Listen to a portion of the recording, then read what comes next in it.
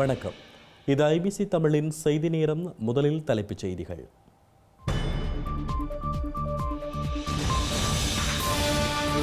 தமிழர் தரப்பு பொது வேட்பாளர் தெரிவுக்கென பொது கட்டமைப்பு உருவாக்க இணக்கம்.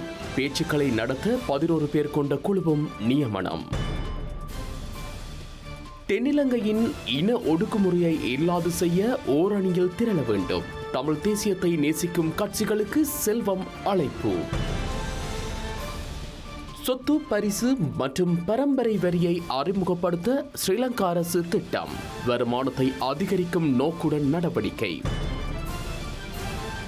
இந்தியாவில் 3ஆம் கட்ட தேர்தல் பரப்புரைகள் நிறைவு. முஸ்லிம் வெறுப்பை உருவாக்குவதாக பாஜக தேசிய தலைவருக்கு எதிராக காங்கிரஸ் முறையீடு. ரிஷி சுனக்கின் போக்கு மாற்றப்பட வேண்டும் என உட்கட்சியில் அழைப்பு.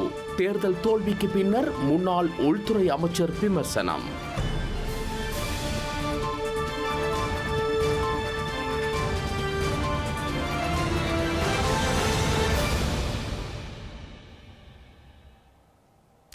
இனி தொடர்வது விரிவான செய்திகள். ஸ்ரீலங்காவின் அடுத்த ஜனாதிபதி தேர்தலில் தமிழ் மக்கள் சார்பில் பொது வேட்பாளர் ஒருவரை களமிறக்குவதை இலக்காக கொண்டு பொது கட்டமைப்பொன்றை ஏற்படுத்துவதற்கு அரசியல் கட்சிகள் மற்றும் குடிசார் சமூக அமைப்புகளுக்கிடையே இணக்கப்பாடு எட்டப்பட்டுள்ளது. பொது வேட்பாளர் தொடர்பாக தமது கட்சியின் நிலைப்பாட்டை தெரிவிப்பதற்கு இலங்கை தமிழரசுக் கட்சியின் தலைவர் மாவை சேனாதிராஜா 2 வார கால அவகாசத்தை கோரியுள்ளார்.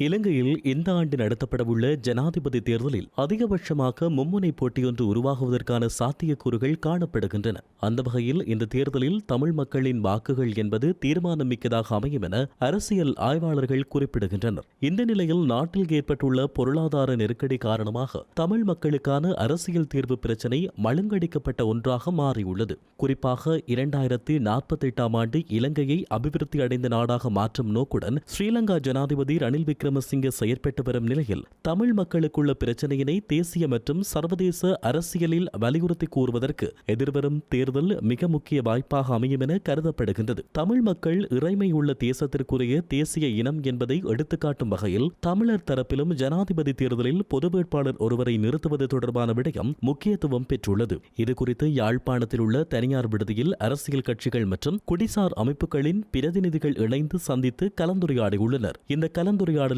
இலங்கை தமிழரசுக் கட்சியின் சார்பில் அதன் தலைவர் மாவை சேனாதிராஜா, முன்னாள் நாடாளுமன்ற உறுப்பினர்களான இ. சரவணபவன், ப. அரியநேந்திரன், ஞா. ஸ்ரீநேசன் உள்ளிட்டோரும், டெலோ சார்பில் அதன் தலைவர் செல்வம் அடைக்கலநாதன் மற்றும் செயலாளர் நாயகம் கோவிந்தன் கருணாகரம், பிளட் சார்பில் பவன் மற்றும் கஜதீபன், EPRLF சார்பில் சுரேஷ் பிரேமச்சந்திரன், துரைரத்தினம் கமலாகரன் ஆகியோரும், தமிழ் மக்கள் கூட்டணியின் பொதுச் செயலாளர் CB விக்னேஸ்வரன், தமிழ் தேசிய கட்சியின் தலைவர் ஸ்ரீகாந்தா, தமிழ் தேசிய பசுமை இயக்கத்தின் தலைவர் பு. ஐங்கரநேசன் உள்ளிட்டோர் பங்கேற்றிருந்தனர். இதேபோன்று குடிசார் சமூக அமைப்புகளின் சார்பில் வேலன் சுவாமிகள், திருமலை மறைமாவட்ட ஆயர் நோயல் இம்மானுவேல், பேராசிரியர் கேரி கணேசலிங்கம், அரசியல் ஆய்வாளர்களான ஜோதிலிங்கம் நிலாந்தன் மற்றும் ஜதேந்திரா உள்ளிட்ட பலர் பங்கேற்றிருந்தனர்.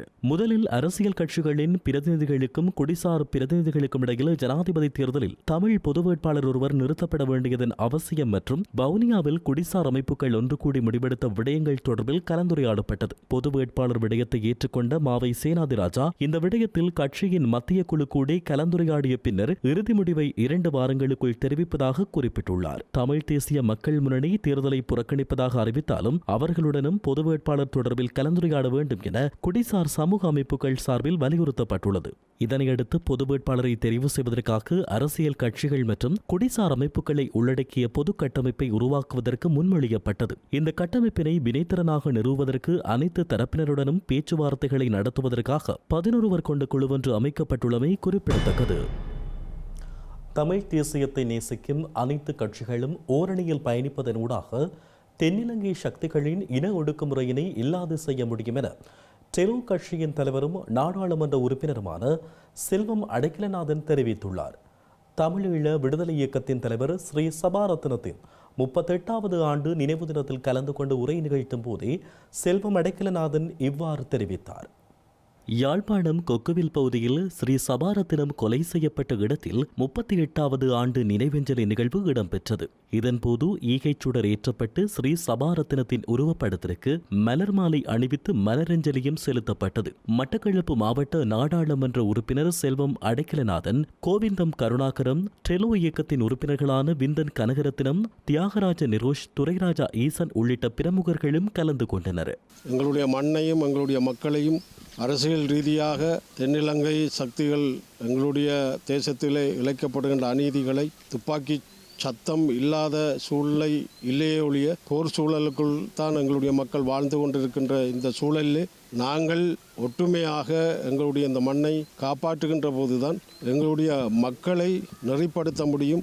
இல்லை என்றால் செறிந்து வாழுகின்ற நிலைமை இல்லாத ஒழிக்கப்படுகின்ற போது தமிழ் தேசம், தமிழ் மக்கள் இந்த வடக்கு கிழக்கிலே பூர்வீகம் அற்றவர்கள் என்று சொல்லுகின்ற வரலாற்றை எழுதுகின்ற நிலையை நாங்கள் தென்னிலங்கை சக்திகளுக்கு விட்டுக் கொடுக்கின்ற ஒரு சூழலை நாங்கள் ஒற்றுமை இல்லாமல் இருந்தால் அது நடைபெற்றுவிடும் என்ற அபாயம் இன்றைக்கு இருந்து கொண்டிருக்கிறது. அதனால் தலைவருடைய சிந்தனையிலே தமிழ விடுதலைக்கும் 2 விடயங்களையும் தாங்கி சென்று கொண்டிருக்கிறது. இலங்கைக்கு ஒத்துழைப்பு வழங்குவதற்கான உறுதியான அர்ப்பணிப்பினை ஆசிய அபிவிருத்தி வங்கி மீண்டும் வலியுறுத்தியுள்ளது. ஆசிய அபிவிருத்தி வங்கியின் தலைவர் மசசுகு அசகாவா ஸ்ரீலங்காவின் நிதி ராஜாங்க அமைச்சர் செகான் சேமசிங்கவிடம் இதனை தெரிவித்துள்ளார். ஜோர்ஜியாவின் டிபிலிசியில் நடைபெற்று வரும் ஆசிய அபிவிருத்தி வங்கியின் வருடாந்த கூட்டத்தின் பக்கவாட்டில் ஆசிய அபிவிருத்தி வங்கியின் தலைவரை சந்தித்து ஸ்ரீலங்காவின் நிதி ராஜாங்க அமைச்சர் செகான் சேமசிங்க கலந்துரையாடியுள்ளார்.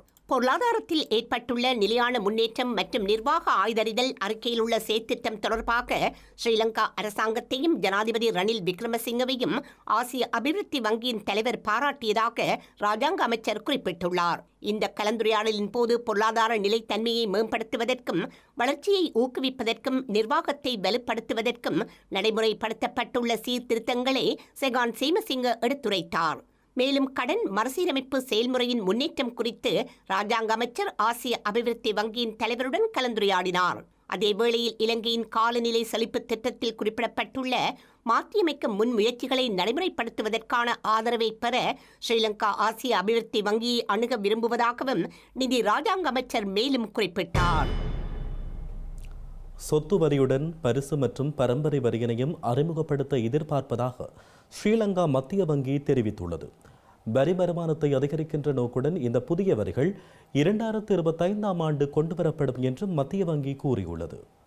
வருவாய் நிர்வாக நடவடிக்கைகளை வலுப்படுத்துவதன் மூலம் எதிர்காலத்தில் அரச வருவாயை அதிகரிக்க எதிர்பார்க்கப்படுவதாக ஸ்ரீலங்கா மத்திய வங்கி கூறியுள்ளது. ஸ்ரீலங்கா மத்திய வங்கியின் வருடாந்த பொருளாதார விளக்க அறிக்கையிலேயே இவ்வாறு தெரிவிக்கப்பட்டுள்ளது. 2027ஆம் ஆண்டிற்குள் மொத்த உள்நாட்டு உற்பத்தியின் 15%க்கும் அதிகமான வருவாய் இலக்குகளை அடைவதை நோக்கமாக கொண்டு ஸ்ரீலங்கா அரசாங்கம் செயற்பட்டு வருவதாக அந்த அறிக்கையில் கூறப்பட்டுள்ளது. தனிநபர் வருமான வரி பதிவை கட்டாயமாக்குதல், அதிக வரி செலுத்துவோர் மற்றும் அதிக நிகர மதிப்புள்ள வரி செலுத்துவோர் அலகுகளை வலுப்படுத்துதல், வருவாய் நிர்வாகம் மற்றும் முகாமைத்துவ தகவல் அமைப்பை மேம்படுத்துதல் மற்றும் எளிமைப்படுத்தப்பட்ட மதிப்பு கூட்டு வரி முறைமையை ஒழித்தல் ஆகியவற்றின் மூலம் வருவாய் சேகரிப்பு முகவர் நிறுவனங்களின் வருவாய் நிர்வாக நடவடிக்கைகளை மேம்படுத்த எதிர்பார்க்கப்படுவதாகவும் ஸ்ரீலங்கா மத்திய வங்கி கூறியுள்ளது.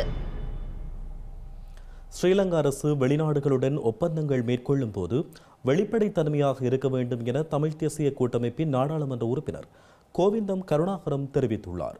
இவ்வாறான செயற்பாடுகள் நாட்டின் நிலைமையினை கருத்தில் கொண்டு துறை சார்ந்தவர்களிடம் அனுமதியுடன் அல்லது ஸ்ரீலங்கா நாடாளுமன்றத்தின் அனுமதியுடன் பொதுநலத்துடன் இருக்க வேண்டும் என யாழ்ப்பாணத்தில் இடம்பெற்ற ஊடக சந்திப்பின் போது கோவிந்தம் கருணாகரன் தெரிவித்துள்ளார்.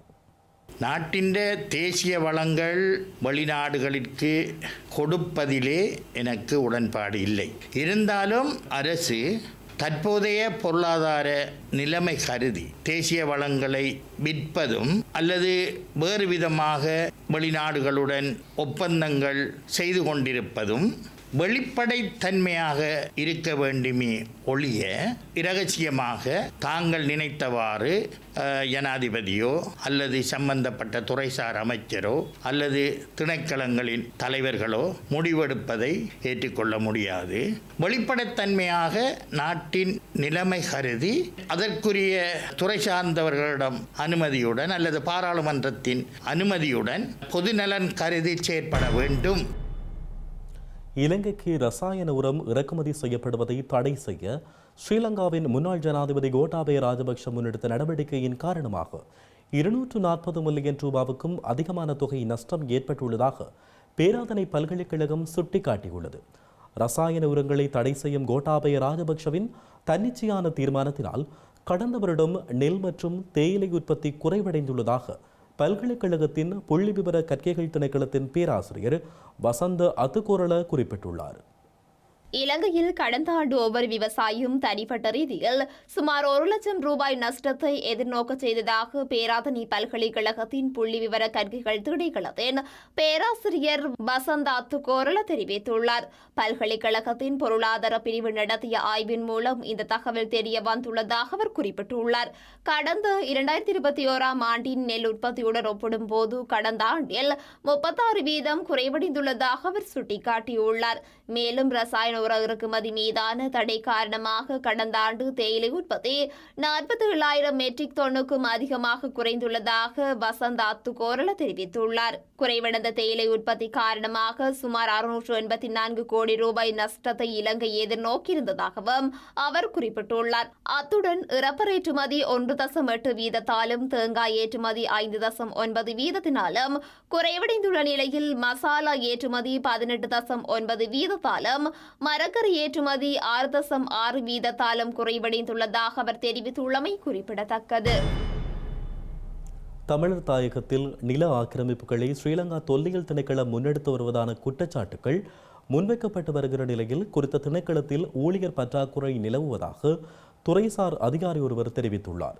ஸ்ரீலங்கா தொல்லியல் திணைக்களம் குறித்து சில மாறுபட்ட கருத்துக்கள் மக்கள் மத்தியில் காணப்படுவதாகவும் அவர் இதன்போது தெரிவித்துள்ளார். ஊழியர் பற்றாக்குறையால் தொல்பொருளியல் திணைக்களம் தற்போது பாரிய அசௌகரியங்களை சந்தித்து வருவதாக தொல்லியல் துறை இயக்குநர் பேராசிரியர் துசித மெண்டிஸ் தெரிவித்துள்ளார். திணைக்களத்தை நடைமுறைப்படுத்தி செல்வதற்கு 4,316 ஊழியர்கள் சேவையில் காணப்பட வேண்டிய நிலையில் தற்போது 2,757 ஊழியர்கள் மாத்திரமே காணப்படுவதாகவும் தெரிவித்துள்ளார். அதன்படி மேலும் 1,559 பேருக்கு சேவையில் இணைய வாய்ப்புகள் உள்ளதாகவும் அவர் குறிப்பிட்டுள்ளார். அத்துடன் தொல்பொருளியல் விடயங்கள் தொடர்பில் சில ஊடகங்களில் சில சந்தர்ப்பங்களில் வெளிவரும் செய்திகள் உண்மைக்கு புறம்பானவை என்றும் அவர் சுட்டிக்காட்டியுள்ளார்.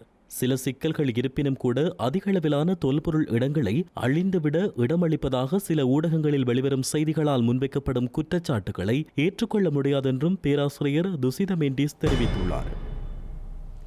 இலங்கையின் தலைமன்னாரில் இருந்து தனுஷ்கோடி வரையான பாக்கு நீரிணையை தொடர் ஓட்ட முறையில் நீந்தி கடந்து 12 பேர் சாதனை படைத்துள்ளனர்.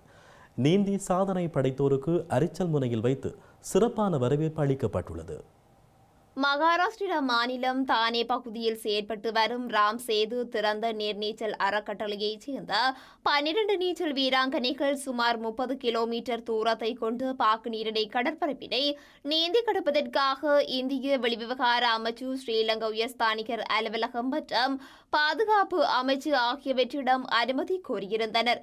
2 நாடுகளும் அனுமதி வழங்கியிருந்த நிலையில் வெள்ளிக்கிழமை பிற்பகல் ராமேஸ்வரம் கடற்றொழில் இறங்கு தளத்திலிருந்து படகுகளில் தமது நீச்சல் பயிற்சியாளர்கள் தலைமையில் கடற்றொழிலாளர்கள் உட்பட 20 பேர் கொண்ட குழுவினர் இலங்கையின் தலைமன்னாரை சென்றடைந்தனர். தலைமன்னாரிலிருந்து சனிக்கிழமை காலை 6:30க்கு புறப்பட்டு தொடரோட்ட முறையில் நீந்த ஆரம்பித்த 12 பேரும் மாலை 4:40 மணியளவில் தனுஷ்கோடி அரிச்சல் முனை பகுதியை சென்றடைந்தனர். 10 மணி நேரம் 10 நிமிடங்களில் பாக்கு நீரிணையை நீந்தி கடந்த 12 நீச்சல் வீரர்கள் மற்றும் வீராங்கனைகளுக்கு சுங்கத்துறை, மண்டபம் காவல்துறையினர் மற்றும் சுற்றுலா பயணிகள் அரிச்சல் முனையில் வைத்து வரவேற்பளித்துள்ளனர். மட்டக்களப்பு சத்துருக்கொண்டானில் உள்ள ஆற்றில் இருந்து மனித எச்சங்கள் மீட்கப்பட்டுள்ளமை தொடர்பில் ஸ்ரீலங்கா காவல்துறையினர் விசாரணைகளை ஆரம்பித்துள்ளனர். இந்த மனித எச்சங்கள் தொடர்பான பிரேத பரிசோதனைகளை மேற்கொள்ளுமாறு ஏறாவூர் சுற்றுலா நீதிமன்ற மேலதிக நீதவானும் மட்டக்களப்பு நீதவான் நீதிமன்ற பதில் நீதவானுமான சுதர்ஷினி உத்தரவிட்டுள்ளார். சத்துருக்கொண்டான் கண்ணகியம்மன் ஆலயத்தின் பின்பகுதியில் உள்ள உப்பாற்றிலிருந்து மண்டையோடு மற்றும் மனித எலும்புகள் நேற்றைய தினம் மீட்கப்பட்டிருந்தன. ஆற்றில் மீன்பிடியில் ஈடுபட்ட மீனவர் ஒருவரின் வலையில் இந்த மண்டையோடு மற்றும் 2 மனித எலும்புகள் சிக்கியுள்ளன. இதனைத் தொடர்ந்து காவல்துறையினருக்கு தகவல் வழங்கப்பட்ட நிலையில் தடயவியல் பிரிவினர் சம்பவ இடத்திற்கு வரவழைக்கப்பட்டு விசாரணைகள் இடம்பெற்றன. இந்த விசாரணையில் மீட்கப்பட்ட மண்டையோடு 40 வயதிற்குட்பட்ட ஆண் ஒருவருடையது என பகுப்பாய்வாளர்கள் தெரிவித்துள்ளனர். இந்த நிலையில் ஏறாவூர் சுற்றுலா நீதிமன்ற மேலதிக நீதவானும் மட்டக்களப்பு நீதவான் நீதிமன்ற பதில் நீதவானுமாகிய தர்சினி சம்பவ இடத்திற்கு சென்று மண்டையோட்டை பார்வையிட்டதுடன் மனித எச்சங்களை பிரேத பரிசோதனைக்கு உட்படுத்துமாறு உத்தரவிட்டுள்ளார். அந்த வகையில் மீட்கப்பட்ட மனித எச்சங்கள் பிரேத பரிசோதனைகளுக்காக மட்டக்களப்பு போதனா வைத்தியசாலையில் ஒப்படைக்கப்பட்டுள்ளன. இது தொடர்பான மேலதிக விசாரணைகளை மட்டக்களப்பு மாவட்டத்தின் கொக்குவில் பிரதேச காவல்துறையினர் மேற்கொண்டு வருகின்றமை குறிப்பிடத்தக்கது. தமிழர் தாயகம் உட்பட பல பிரதேசங்களில் மனித உடலிலான் உணரப்படும் வெப்பம் தொடர்பில் அதிக அவதானம் செலுத்தப்பட வேண்டும் என ஸ்ரீலங்கா வளிமண்டலவியல் திணைக்களம் எச்சரிக்கை விடுத்துள்ளது. பொதுமக்கள் முடிந்த வரையில் வெளியில் நடமாடுவதை தவிர்த்துக் கொள்ளுமாறும் திணைக்களம் அறிவுறுத்தியுள்ளது. இலங்கையில் இன்று பதிவாகும் வெப்பமான காலநிலை குறித்து வளிமண்டலவியல் திணைக்களத்தினால் எச்சரிக்கை விடுக்கப்பட்டுள்ளது. இதன்படி வடக்கு, வடமத்திய, வடமேற்கு, கிழக்கு மாகாணங்களிலும் மொன்றாங்கலை மாவட்டத்திலும் சில இடங்களில் மனித உடலால் உணரப்படும் வெப்பம் தொடர்பில் அதிக அவதானம் செலுத்தப்பட வேண்டுமென அந்த அறிவிப்பில் குறிப்பிடப்பட்டுள்ளது. அத்துடன் மேல், சப்ரகமுவ மற்றும் தென் மாகாணங்களில் சில இடங்களில் வெப்பச்சுட்டன் கவனம் செலுத்த வேண்டிய மட்டத்தில் காணப்படுவதாக திணைக்களம் விடுத்துள்ள அறிக்கையில் தெரிவிக்கப்பட்டுள்ளது. அதிகரித்த வெப்பம் காரணமாக பொதுமக்கள் போதிய அளவு நீர் அருந்துதல், முடிந்தவரை நிழலான இடங்களில் ஓய்வெடுப்பது, கடுமையான வெளியில் நடமாடுவதை கட்டுப்படுத்துதல் போன்ற சுகாதார ஆலோசனைகளை பின்பற்ற வேண்டுமென திணைக்களம் வெளியிட்டுள்ள அறிவிப்பில் தெரிவிக்கப்பட்டுள்ளது. இதேவேளை மேற்கு மற்றும் சப்ரகமுவ மாகாணங்களிலும் காலி மற்றும் மாத்தறை மாவட்டங்களிலும் மாலை அல்லது இரவில் ஒரு சில இடங்களில் மழை அல்லது இடியுடன் கூடிய மழை பெய்யக்கூடும் எனவும் அறிவிக்கப்பட்டுள்ளது. செய்திகளின் நிறைவாக மீண்டும் தலைப்புச் செய்திகள்.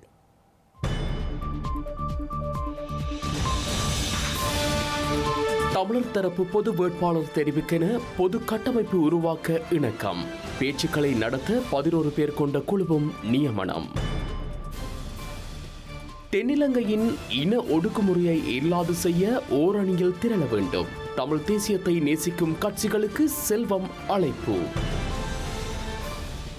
சொத்து பரிசு மற்றும் பரம்பரை வரியை அறிமுகப்படுத்த ஸ்ரீலங்கா அரசு திட்டம். வருமானத்தை அதிகரிக்கும் நோக்குடன் நடவடிக்கை. இந்தியாவில் 3ஆம் கட்ட தேர்தல் பரப்புரைகள் நிறைவு. முஸ்லிம் வெறுப்பை உருவாக்குவதாக பாஜக தேசிய தலைவருக்கு எதிராக காங்கிரஸ் முறையீடு. ரிஷி சுனக்கின் போக்கு மாற்றப்பட வேண்டும் என உட்கட்சியில் அழைப்பு. தேர்தல் தோல்விக்கு பின்னர் முன்னாள் உள்துறை அமைச்சர் விமர்சனம்.